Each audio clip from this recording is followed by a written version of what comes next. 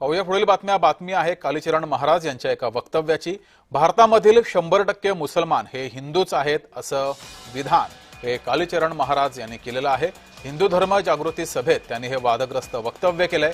राजकारण्यांच्या हिंदुत्वावर सुद्धा कालीचरण महाराज हे घसरलेले आहेत। कालीचरण महाराज यांनी हे वादग्रस्त विधान केलंय।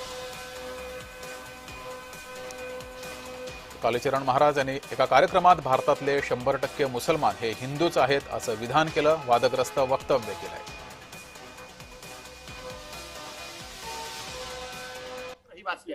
इस्लाम आणि ख्रिश्चनिटी भारतातली वस्तू नाही आणि ते धर्म सुद्धा नाही, त्याच्यातून ईश्वराचा साक्षात्कार संभव नाही आहे। इस्लामचं टार्गेट 72 हुर आहे, त्याच्यामुळे इस्लाम मधून ईश्वराचा साक्षात्कार संभव नाही। 100% भारतातले मुसलमान हिंदूंचेच मुसलमान झालेले आहेत। त्या सगळ्या मुसलमानांना तुमच्या चॅनल मधून आवाहन करतो की घर वापसी करा, आनंदात राहा।